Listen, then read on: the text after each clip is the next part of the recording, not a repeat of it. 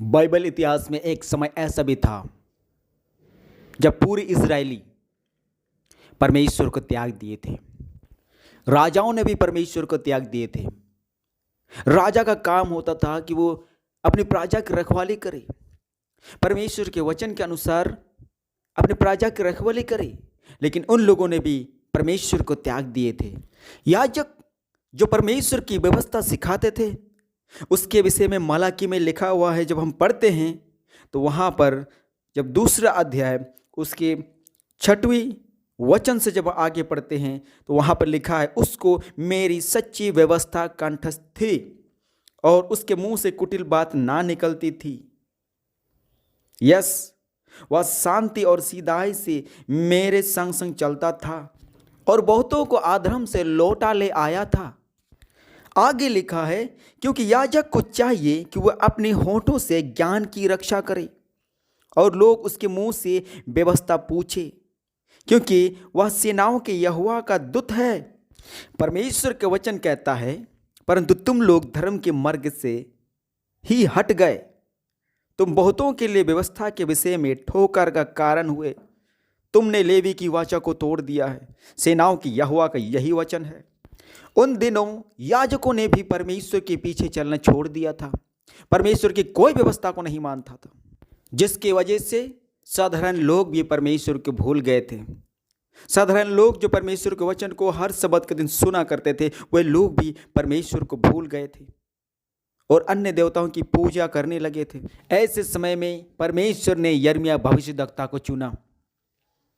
जब लोग पूरी तरह से मूर्ति पूजक बन गए थे, परमेश्वर के विरुद्ध में चले गए थे। कितनी कठिन बात है उस समय जब लोगों के बीच में परमेश्वर के वचनों को ले जाना था। जब परमेश्वर ने यिर्मयाह भविष्यद्वक्ता को चुना तो उसके विषय में लिखा है, उस वक्त वो बालक ही था। परमेश्वर उससे कहता है, मैं जिसके पास तुझे मैं भेजूंगा तुझे वहां जाना है, और सुन, उसके मुंह को देखकर कभी मत डरना, क्योंकि तुझे छुड़ाने के लिए मैं तुम्हारे साथ हूं। यही बात प्रभु यीशु मसीह ने मत्ती रचित सुसमाचार में जब पढ़ते हैं तो कहा है कि जो बातें तुमने मुझसे सीखी है दूसरों को मानना सिखाओ, जगत के अंत तक सदैव तुम्हारे संग हूं। अब सुनिए, जो डरते हैं उनके लिए वचन है। परमेश्वर कहता है, यिर्मयाह उसका 1 का जब 17 वचन पढ़ते हैं, इसलिए तो अपनी कमर कसकर उठ और जो कुछ कहने की मैं तुझे आज्ञा दो वही उनसे कह। तो उनके मुख को देखकर ना घबराना, ऐसा ना हो कि मैं तुझे उनके सामने घबरा दूं। इसका मतलब, यदि परमेश्वर कहता है कि मत डर, यदि उस वक्त भी हम डर गए तो और डर जाएंगे। इसीलिए यूहन्ना की पत्री में लिखा है कि सिद्ध प्रेम में भय नहीं होता, डर नहीं होता। तीमुथियुस की पत्री में लिखा है, परमेश्वर ने हमें भय की नहीं, डर की नहीं, वरन प्रेम, सामर्थ और संयम की आत्मा दी है। आदम और हवा इसीलिए डर गए थे क्योंकि उनके अंदर पाप था।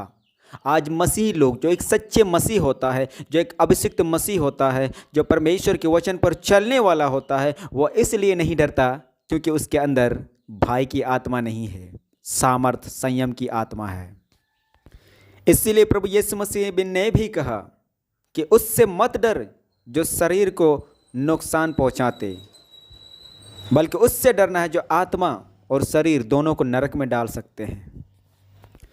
ये बात सच है मेरे प्रिय भाई बहनों कि जो लोग परमेश्वर से बेहद प्रेम रखते हैं वे अपने प्राण को कुछ नहीं समझते। जैसे पौलुस कहता है कि मैं अपने प्राण को कुछ नहीं समझता, अपने प्रभु के लिए तो मैं क्रूस पर चढ़ चुका हूँ, मैं मरा हुआ हूँ, अब जो जीवित हूँ तो आत्मा में जीवित हूँ। परमेश्वर का आत्मा ही हमें सामर्थ देता है, जिसकी वजह से आज हम परमेश्वर के वचन को विरोध के होते हुए भी लोगों तक पहुंचा पा रहे हैं, क्योंकि परमेश्वर हमें सामर्थ देता है।